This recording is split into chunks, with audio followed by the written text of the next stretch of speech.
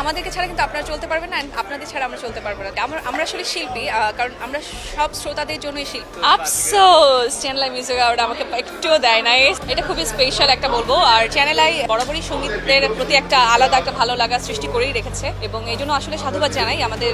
কারণ হয় না, লিরিসিস্ট, সুরকার, গীতিকার সবাই যেখানে সম্মিলিত হচ্ছে, এটা একটা মানে গেট টুগেদার মতো হচ্ছে সঙ্গীতের। হয় না, অ্যাওয়ার্ডটা আসলে কি একটা কাজটাকে আরো যাতে ভালোভাবে করতে পারা যায়, ইন্সপায়ার করে। সো এটা আমি একটা বড় একটা উদ্যোগ আমি মনে করি। আফসোস চ্যানেল আই মিউজিক অ্যাওয়ার্ড আমাকে একটুও দেয় নাই। সো বাট আজকে অনেক এক্সাইটেড, জানি না, মন বলছে যদি পজিটিভ কিছু হয়ে যায়, যদি লাক ফেভার করে দেন কে ঠেকায়। কাগজ ফিল্মে একটা গান করেছিলাম, জুলফিকার জাহিদ ভাইয়ের ডিরেকশন ছিল কাগজ ফিল্মটা, এবং ওনারই লিরিক লেখা ছিল, এবং ওনার লেখা অনেক ভালো হয়। সো সেখানে আমি দুটো গান করার চান্স পেয়েছিলাম। একটা হচ্ছে টাইটেল ট্র্যাক কাগজ ফিল্মের, আর হচ্ছে আইসক্রিম গানটা। সো আইসক্রিম গানটার জন্য আজকে আমি আসলে নমিনেটেড হয়েছে।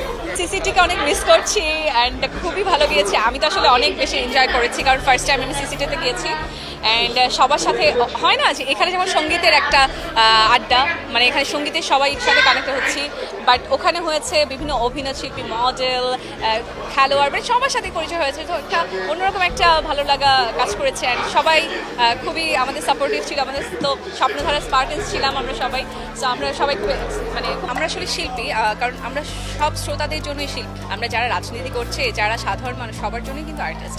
সো আমাদেরকে ছাড়া কিন্তু আপনারা চলতে পারবেন না, আপনাদের ছাড়া আমরা চলতে পারবো না। তো একটা সঙ্গীত শিল্পী যদি বদনাম হয়, আমাদের পুরো সঙ্গীত মানে পুরো এই সাংস্কৃতিক অঙ্গনের বদনাম। আসলে আমার মনে হয় যে এই দিক থেকে আমরা একটু দূরে থাকাই ভালো। মানে আমার কাছে ভালো লাগে না। তো সংস্কৃতিকে ধরে রাখার জন্য আমাদের বিভিন্ন শিল্পীদেরকে ধরে রাখতে হবে।